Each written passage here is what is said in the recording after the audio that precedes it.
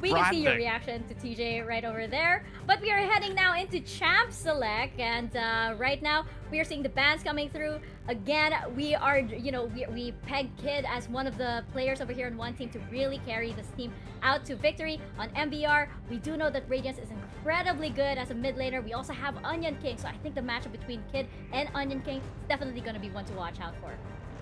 Yeah, for sure. Onion King is one who has carried MBR as well. I think that this is pointing right toward a Riven, and there you see it right there. Very standard play for a lot of the teams this tournament is to just ban out the Renekton and let Riven run wild. And I think there's a really high priority for one team on that top side of the map because the rest of their map hasn't been delivering to the extent that we want it to. Just as we're drawing attention towards Kid getting that first pick Riven, we need to also pay attention to MBR, where Radiance has been dominating today, and Baya, not so much. That mid lane that they first picked for, getting the duelist carry, the Ahri, that's their key to success here in this game. Yeah, this is a soft ban coming out here from MBR because we know that Ahri is Baya's favorite champion. So taking it away right off the bat, right off the first pick, really hurts one team. I do like one team staying away from the Nami. We've seen Nami and we've seen teams force the Nami in order to prevent the Nami Varus pairing, but even despite that, MBR don't go for it. They go for the Lulu instead. And this is interesting. I was going to call for the Twisted Fate here, but alongside Rakan, obviously, with Rakan and the Riven in the top lane, this Yasuo can be a really good defensive front line against the Charm, against the arrows, and also provide so much scaling damage for one team. My worry here is they've drafted a really all-in damage-focused composition. This is not a team that one team have drafted that can play on the back foot, that can play defense. They need to have a certain degree of control of this game. Otherwise, both they're not going to have any damage, and MBR are going to start snowballing very quickly. MBR have a ton of burst, and there's some very small health bars for one team. Yeah, for sure. I mean, we've seen Yasuo just completely fall flat on his back before. I know you've casted those games as well. I mean, one team, it's just basically going to be, Kid in the corner, and the rest of the team jumping on multiple members. I'm actually confused as to the Kha'Zix pick because it seems like it's just going to be a 4-man roaming squad ganking all the time. So I don't know if he's going to get any award in edgewise. I like the Kha'Zix because if you can scale up a Kha'Zix, he can start popping all these characters again. It's about the burst, and this is going to be a game that's decided either very quickly or in the late game, as if either team gets early control of the first couple of minutes, that's probably the game. But if we get a one-team game, the way that one team love to play, where we just go and one team stall out the game for 15 minutes, then it's going to be decided by that 15-minute team fight around the Elder. So it might be a banger. We might be in for a very good game here. Yeah, and from the team journey video itself, you could already feel chaos brewing from the player cams, from the desk as well.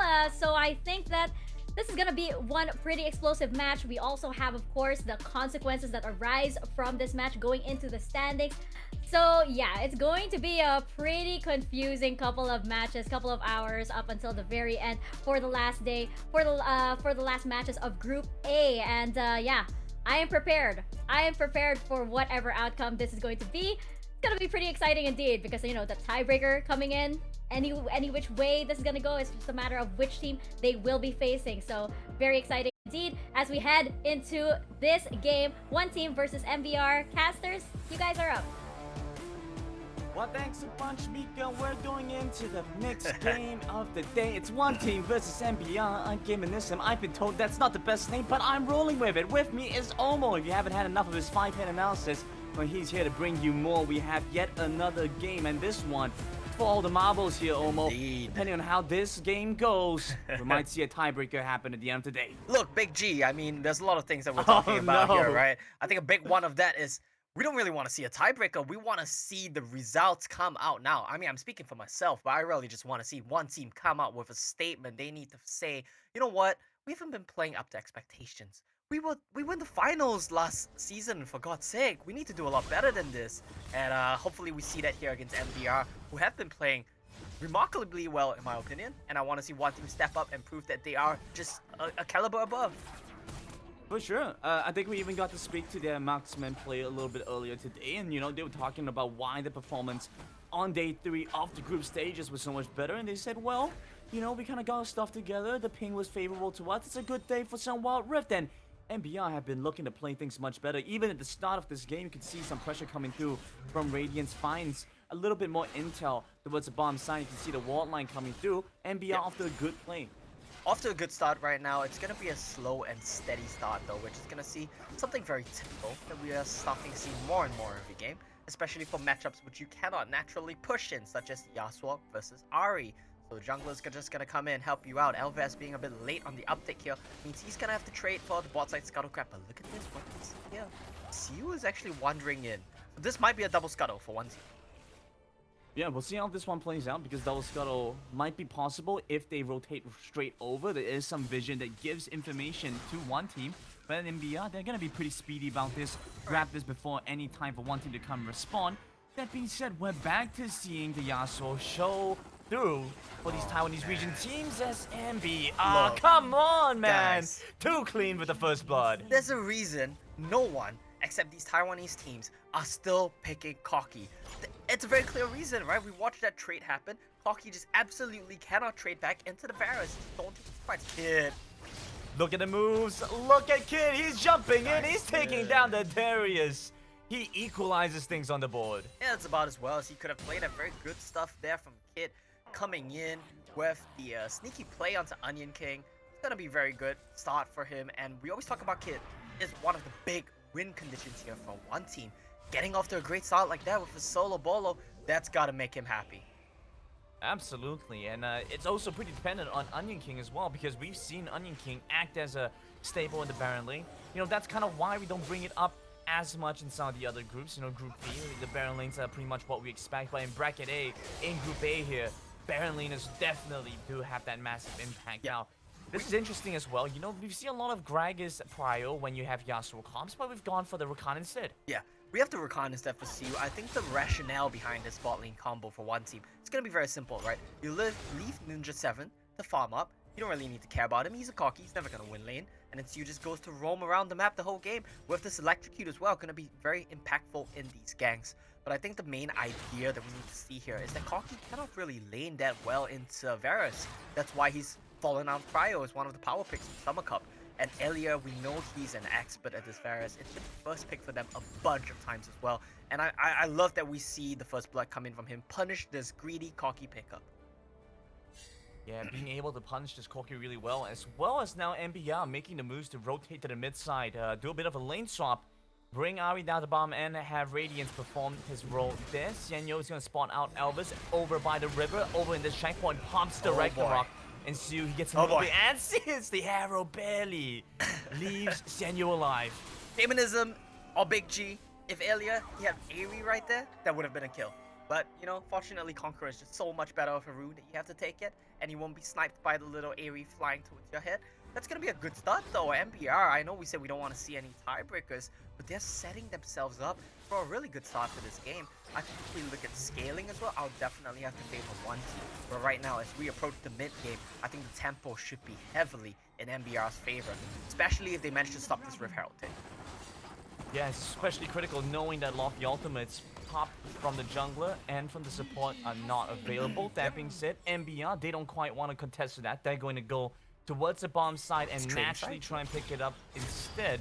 Let's see if they're going to be able to pick it up fast enough. Yeah, we're going to see Elia and Tobu try to wave clear here at mid against the Rift Herald. They are going to get the bot side turret way faster. And I think they will save mid lane turret as well. They just need to be careful not to die right here. Here we go, looking for the engage. They find the catch, they find the jump onto Onion King. Should be able to take him down. The Ignite taking him down low. Xianyo doesn't even have to worry about the turret because they find it, the first one on the board for one team. Onion King, I don't think that was that there, Chief. I mean, we talked about how they really just need to not die. Buy time for the collapse of Elvez and Radiance to come right in. Onion King, he goes in way too aggressively. Didn't see the players around the back. Elia, that's greedy recall as well. Yeah, they're trying to force the issue. Siu's gonna suffer at the hands of Radiance. The Ignite brings him down, and Ninja 7. I mean, that's the power of the Corki, or the lack of it, one would say. Yeah, I was like, power of the Corki, huh? I'm glad you made the clear there, Crackton. Yes, absolutely. You know, you gotta keep some. You caught them in the first half. I got you in the first half, G. You did. You got me in the first half, and we're gonna see a bit more action as they might try to get Onion King right now.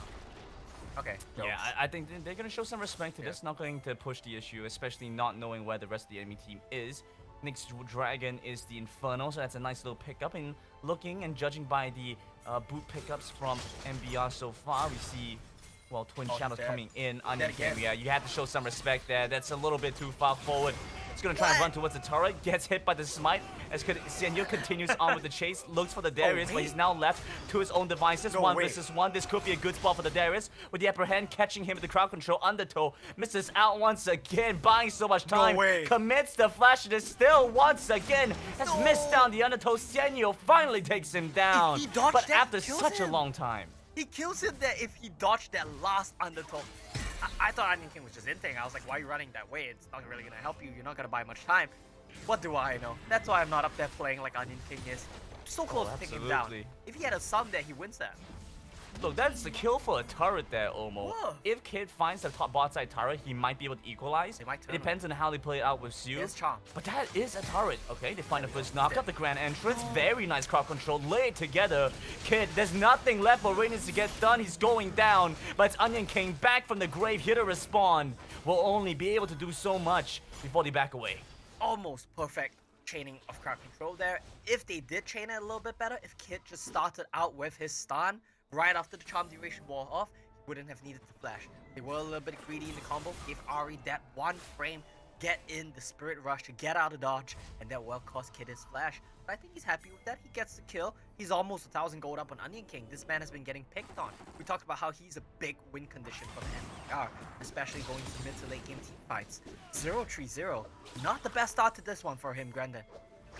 It's honestly only just the Deadman's plate, and with the Black Cleaver at this point, doesn't really do very much against the Riven, so Kid's in a pretty good spot for himself, yeah. Really only gives him the movement speed, and you can kind of tell what they're trying to go for. Onion King, he's gone for the Protobell, he's gone for the DMP. He's basically trying to run you down, chase after one team, find a window for them to get in from. MBR, on the other hand, though, they've been doing a good job of pressuring and playing weak side Darius, who's still quite relevant, 0-3, but only about 500 gold behind. One of the best weak side champions. Yeah, but they are having a difficult time dealing with Senyo's Olaf, though, and we start to see that come through for Elvis. And we always talk about the power of Olaf up against certain champions, right? We saw it in the last series, the power of Olaf against Aurelion Sol. He absolutely cannot do anything, cannot run away from you. Same logic here against Varus. Ailey has to be very careful. I don't remember which game it was, but we have seen Olaf just run down Varus. Radiant's in a nice position. Spawns out some information. There's a package on Ninja 7. They're looking into the pit. Won't be able to find anything there. They pull the trigger. They find initiation. But Senyo's so low just at the start of the battle. And MBR, they walk away with the dragon. Don't even have to commit there. And that's why Kha'Zix counters Olaf. Pop Ragnarok, you ghost, you run in. He doesn't have ghost, but you get my point. He pops Ragnarok, he runs in, he's all scary looking. And Kha'Zix just goes invisible, chops you twice, that's half your health gone. Combo that with a Varus arrow, you're one hit, you're running in, you have to run right back out, you have to make a 180. Oh yeah, and one team are definitely suffering off of that. I mean, you have the wind wall that's supposed to, in theory, assist you against these plays, but it's so difficult when you're playing aggressively into the enemy team. Your wind wall doesn't do that. Your wind wall's a defensive spell. Yeah, and so it's been difficult for one team to get this angle. Let's break these team fights down, okay, Grandin? If we look at one team side, what do they really want to do, right? How do they win these fights?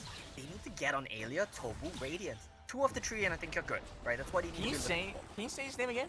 Tobu, Aelia. No, the other guy. Radiant. A what? Oh man, I'm gonna get laughed at. Aelia. Okay, well, close enough. I'm sorry, man. I know we interviewed him twice, and I was on the desk both times, but I can't do it. I'm sorry. It's Aye? Aye? Yeah, it's water. You know, our cast is like the most educational one. We learned how to count the tree, and we're learning pronunciation. Now we're gonna learn how to play some League of Legends. One team, they need to find flanks. If they front to back, MBR will always win. Okay, that's the TLDR. Back to language. Back to front, that's all you have to get done. Unfortunately, it's not an easy one for one team. Just as difficult as it is to say Aelia, it's so one team is also facing a lot of difficulty trying to siege against them. Where you're supposed to have the Corki for the poke potential for the siege, you see the Varus perform that same role, but with more damage and more efficiency. One team playing for that budget bot side.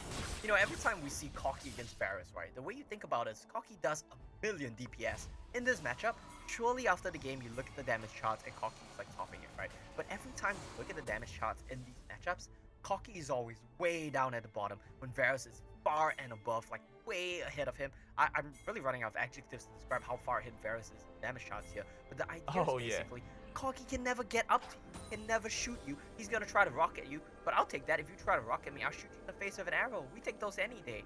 And once again, Gaminism, Big G, it's the MBR special. 4 Twin Shadows coming in, no flanks allowed. Here we go, the big special MBR here to play. And if they win this game and the next one after, then well, MBR don't even have to play for the tiebreakers. They're just gonna take that 3rd spot handedly. See who's gonna dodge away. So no charm available. They're both sides playing towards the Barons. Just spawned up. The goal gap pretty small at this point, but Onion King, he's caught back up to this Riven. So I'm curious how this side lane's gonna go. I think it's gonna be an interesting one, right? I feel like Riven should still win the 1v1, but it's hard to say. Onion King, he is very good mechanically. I think he can win that. There are ways for Darius to outplay in this matchup, but there are also ways for Riven to outplay. So it really comes down to who plays it better, and both of these guys are definitely the stars of their team. So it's gonna be very intense, and I think it's a smart choice not to take these 1v1s, especially if you are Kid, because you will outscale. Why risk dying here? Once you hit 3 items, he's never gonna even dare to look at you again. So you don't have to fight him right now. That's true. Just take it safe, take it slow, play towards your strengths. And it's difficult for Bayern. He doesn't really have the most on-demand knockups to really execute the Yasuo well with. That being said, I love the one-team vision around the Baron Pit. It feels almost as if they have a sight stone. You know, it just feels so good seeing the whole map lit up like a Christmas tree. It's a word I haven't heard in a while. All right, there we go. But overall, one team have been doing a very good job around this top side neutral objective, and they got the Rift out earlier as well, but this is the 3rd Drake, and looks like they might be giving this one up. I say that, but it seems MBR are the ones slowing the update. Yeah, MBR, they cannot enter the river if they're slow, because that gives a setup for Kid to find an angle. There we go. Sue comes in with initiation. The package comes across, but Kid's going down fast. And Onion King, he's chasing after going golden. One team tries to buy for time, but Twin Shadow Supremacy, that's all you have to play for. MBR have turned the fight on its head. And one team, despite being the ones to pull the trigger, get taken down. They slip on their own hubris. I was completely wrong, but I've never been more happy to be wrong here, Big G. MBR, I thought they got caught. They popped Alia before the fight even started. Why? Because they were late to the setup. One team, they had the jump on them. They got on the backline, but who flanks the flanker, Brandon? And the answer is it's MBR. Elvas, Radiance, they find the angles and they pick down the backline of one team in return. And what's this? It's a Baron as well. 5k gold lead. MBR. These guys have come to play, Brandon. And that is the Baron buff over to MBR. They are here to play. And after a very interesting day 1 of the group stages, they're doing so much better here, Omo. Look at Kid's angle. He finds the backline, can't charm, Yasuo ultimate, package, everything. Just pumps Alien. But look at Onion King. He finds one Kid, gets the stacks off. Now he's a big boy. Radiance along the side assisting him as well. Elvas being buffed by the Lulu, hopping around like it's bouncy castle. One King getting the resets. I mean, it's just very well played here from MBR. I was quite surprised. I thought they wouldn't have a chance in that team fight anymore. And with that big team fight win, MBR, they secure the big B. That's the big dragon. We have the big G. That's Grandin. And we have the Elder Dragon up coming really bringing as well, the narrative and that's home. the big D. Well, we'll see how many of these objectives they're going to be able to grab. MBR have been able to play quite well. One team did manage to get the dragon through that chaos, so Elder Drake not going to be as disastrous. Still going to feel really bad to play against though, so that is one other objective for them to play for. Elvis, he's skilled up and he's looking like a pretty strong Kha'Zix, which is not what one team want to try and deal with, especially when they don't have a super strong front line. Senor really being the only one to do that, and he doesn't have crowd control. Kha'Zix actually functions so well in these Pokecoms because he can constantly spray out these void spikes from vision, slows, from damage. Look at how much he slows them with Cerulous, but Onion King, nice! This is a fight, but this is a fight that's not fair because here we go. It's a 2 versus 2 with the supports coming into play.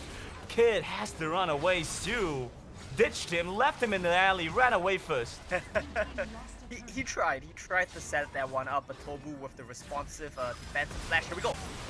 Senyo, he's here to play, he's here to fight, he goes into thick things, but there we have it, Onion King, he's just taking them on. He might go down, Kids here the response. Finally, they find something. Radiance has dived in deep. He's moving on to one team, while looking to try and fight back, try and stand against MBR. But the resets come across as Alves hops from player to player and takes down 3 of one team. They're looking for the end here, but I feel like that's a bit ambitious. They should just back off right now.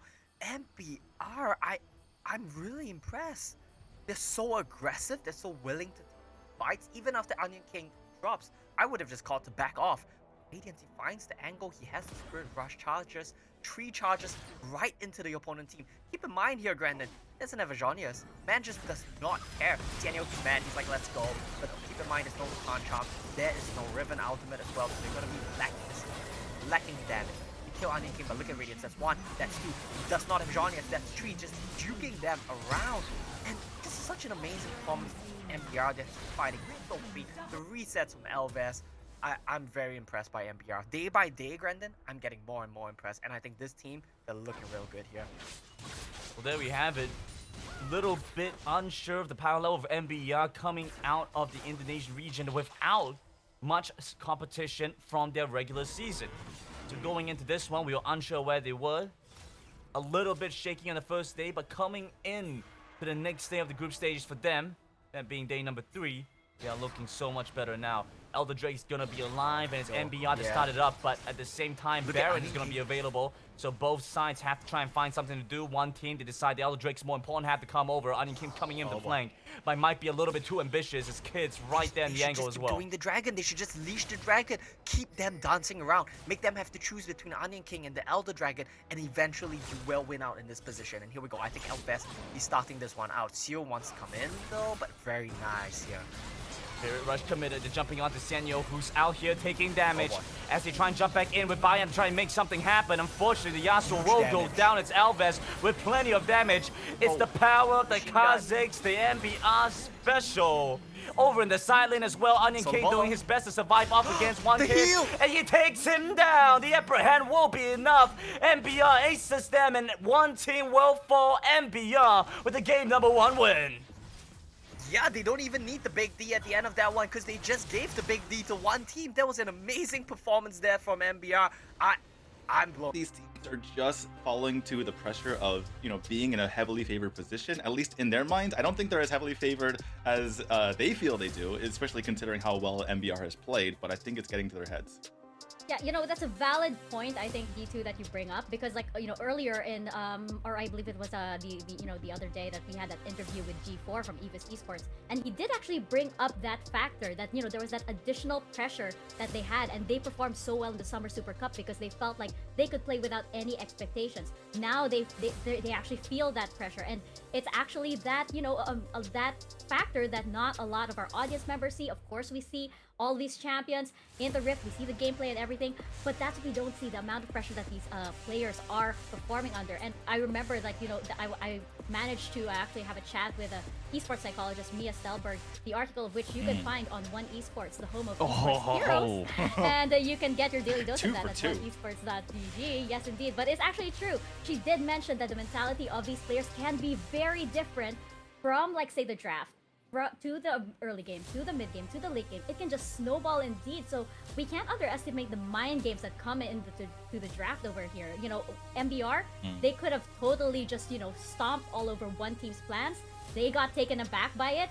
Suddenly, time was running out. They didn't know what to do with their draft. They just went with something. And they couldn't funnel that into their game. TJ, what do you think about that? I think it's a interesting call. I'm always going to side with gameplay having something to do with it, though. The Quantum team are so experienced. Speaking of gameplay, though, we do have a draft, Daniel. And I'm spotting something. I'm spotting the big O, the Onion Daddy, getting himself a... It's nothing. Just keep One of the going. options is maybe to make sure your Twisted Fate doesn't die on side lane. There are a number of ways to do that, but namely, the first one is you need to back off this bot wave so that this doesn't happen in the mid lane. These all add up, by the way. It might not seem like it, but these plays are a result of what you did 1 minute ago. So you might not see it right now, right? But if we roll the tape 1 minute back, you can see how this plays out. MBR, they say, okay, we're gonna make a rotation to top lane. We're gonna break this turret here, and we're gonna bring 2 people along with us. I'm gonna have to interrupt Well, that. Though. that's 1 turret, 2 turrets, 3 turrets gone as Radiant Blue sees card Gold gone. card times out. But with the Glacial Fissure, they might still catch you. They're on the hunt against the Predator, but will lose out the chase, and MBR not able to respond. Yeah, and Grendon, I'm gonna break your heart there. It's not the gold card timing out. He picked blue. Oh my goodness. Well, this is the second disaster. We had It the is, first it one, is. that was the second disaster. is. Unfortunate, truly unfortunate for MBR here. We always meme about the red card, but Radius does us one better. I've lost my words here because of how Look, bad I things are going. sympathize with him. Hey, I'm not gonna give him too much hate for that, because back in the day when I used to play dual queue with my dual queue buddy, he used to call me Mr. Blue Card himself. So I sympathize I with believe Radiance. that. He will come back. He will do better. You believe him? I believe that. It sounds my about right to goodness. me, no? I am just getting hate left and right Hang today. on a second. MBR, they're feeling the pressure, they're feeling the this, hate. look at this. So one team collapsing in. We see the Hextech ultimate and trying to lock down onto Sanyo. Unfortunately, you still have to deal with Kid. There we go, corrupting shades come across as the Unbreakable blocks some of this Red damage, but it's not going to do all that much against them. Red card comes across by its Ninja 7 that finds the kill in that chaos. First it was blue, then it was red. Will the next one be gold? That's the question we have to ask ourselves here. As one team, they take another team fight win, and Onion King, it was a really good position there for him. But I feel like the problem is MBR. This team composition requires you to be so in sync. And MBR, they're playing like anything but in sync right now. They know how to play the simple team comps. They know how to front to back, Ferris will poke you, things like that. We control the waves. They're doing really great at those comps, honestly, not to take anything away from that. But when things are starting to that's get a the bit gold card. complicated here, Blue card for more damage, Grandin, in this case. No, that was the go card. Oh, go card. I'm pretty sure I saw a go card there. Gold did it? You know Yeah, what that so the means, next right? one He is blue wastes again. charge. Yeah, so that means the next one is Yeah. blue again. Oh boy. Well, you better use it on something before we get the Destiny Gate coming in, and this is gonna be a Mountain Dragon. I think MBR have no choice but to give this. I like the rotations they're making on the map. They're saying we need to go to Baron Lane. We need to find something for Onion King. If anyone rotates up, we kill them. This is a good play, in theory, but execution-wise, we'll need to see how it goes because they are 10,000 gold behind, Grandin. Yeah, smart play to just acknowledge not having to contest for the dragon, trying to make something happen on the silence instead. Don't want to have to deal with super minion pressure just yet, so don't want to give that one up so easily. But we have to remember we're only 9 and barely a half minutes Yeah. into the game, so Baron hasn't even been an option for one team. With this one coming up, we saw how Alliance played for this before, where they had a lot of information using the Destiny, using the Hawk Shot. MBR will not have that same option. Gonna be a little bit more difficult. They have the ult, but it's so short range, puts Irelia constantly in danger there. Oh boy. So they need to try and find some way to respond. Looking a little bit dicey for Onion King, but he always has the hook shot. Camille, such a slippery target, hard to target down Oh by boy. Xienyo, who's jumping in, Oh forces no. the flash away from the Camille. Destiny Gate's gonna come across. Oh. They're gonna jump back in. Gokhan locked and ready, but it doesn't have a target to use it on. Kid, Finally going to kid. expend it on the ribbon, but one by one, we're Nice starting kid. to see MBR back off as one team's pressure is just too great to handle. And look at Corky, he's coming over like, guys, let me help out here. I got a lot of damage. I'm a Corky. He gets red buff though, so that's something for him. Yeah, needless to say, 4v5 game going extremely well for one team here. Kit is popping off in the back line, but once again, fire on this Corky, not doing so too much, and I'm very underwhelmed. Like once again. So once again, gonna see. Well, I mean, I suppose it's a similar concept as having a Ziggs, right, Omo? Well, the No, Ziggs it's has a ton not. of damage It's at so the end of the broken, game. man. It doesn't count. Well, I'm gonna give it the fair play anyway. Oh no. Sanyo as well as Kid Here are we gonna go. make a play 2-on-1, trying to jump He's on out, the though. Onion He has King. no shot. Remember, he has no flash, he has no summoners, not any left from the previous fight, but will dodge away with the hook shot so he gets to safety. And beyond, barely slip away. Yeah, and there was no way to get that right there. Kid was a bit too far away, so the play wasn't exactly very well synced. Now, if we look at how the things are playing out on the map right now, Onion King's getting a lot of pressure on him. Look at the gold count. He's 5,000 gold down on Kid. He's 2 full items down. This is never gonna happen if there are no. The 1v1 is never gonna go well for MBR. So they really need to dig down. Like, what can we do instead? And I'm gonna be honest with you here, Grandin. The answer is basically next to nothing, as Baron gets started out by 1.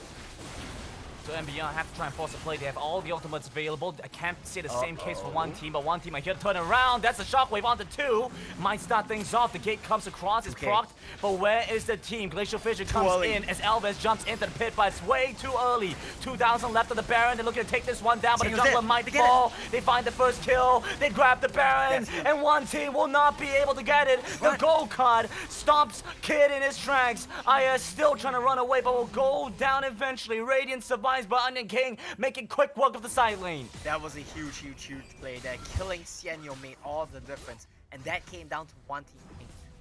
With the play, they needed to recognize, okay, Shockwave has been used. If we disengage and re-engage, they have nothing to use on us. But they doubled down. They said, we are going for the Baron. And Elvis, he went in too early, but he had the Johnny's Hourglass to keep it safe. That's going to be Baron. That's going to be a tier 2 turret, but that's still a 10,000 gold lead. Look at this right now, okay? Xianyo, he's so low. No ultimates available. He's really trying his best. They need to just back off and re-engage and fight again. He's just too greedy for the Baron. They're like, oh, it's okay, we can't let it go. The sun cost is high right now. But the problem is, we double down. Fallacy. It really was though. That's the thing. They're like, we can't go away. That was like 20 auto attacks. But instead, they just end up donating a Baron over to MBR. Good sportsmanship from the side of one team. They're saying, you know, we're stomping too hard right now to give you guys a bit of a chance to get back in the game. I still don't think it's gonna be enough though, because it's still a 10k gold for one. Exactly what I wanted to point out, Omo was still looking at a massive gold disadvantage for MBR despite the Baron, but we've seen what happens with the Baron buff before. You are able to try and equalize some of that gold. Next, Dragon's coming back up. MBR, they're gonna walk towards this first. Kid is out of the fight, and so is Onion King. They're off in the Baron lane, but that doesn't mean squat to one team because they get the jump onto the Braum first. Tobu's gonna go down low. The shockwave onto 3, but it doesn't stop them. It doesn't prevent one team from running you down and grabbing the Dragon. Yeah, and I'm pleasantly surprised by what we see in the side lane.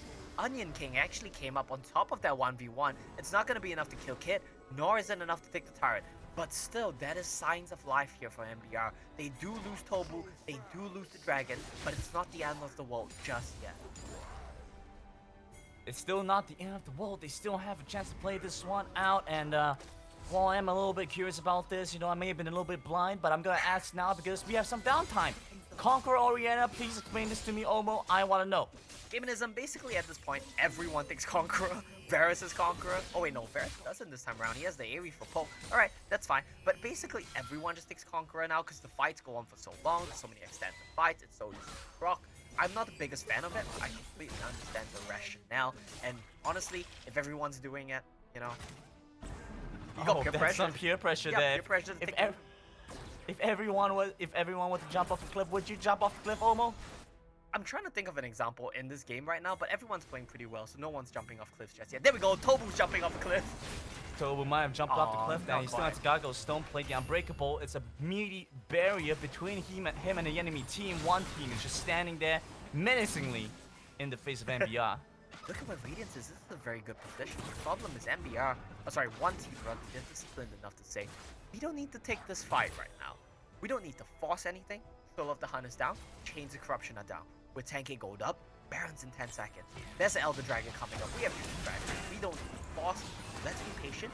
We can end the game when we want to, really. Here we go. Baron's up. Tobu, he's here. He with the Glacial Fissure jumps on them, looking for the catch onto one team. Finds the first catch onto Ninja 7, but he's going gold and buying so much time. Shockwave barely gets anything done over to the back line. They finally take down the Camille. Onion King instead. One by one, MBR will fall. They'll falter in the face of one team as a knockout comes through from Kid. It's just down to Elvis, the lone survivor from MBR. But what's he supposed to do against one team? I don't think it's going to be anything at all here. Almo as one team will equalize scoreline 1-1 and tie up this series. That's gonna be it. That's a 1-1, but that's a very dominant game 2 here from the side of one team. I think they got a bit mad there after the first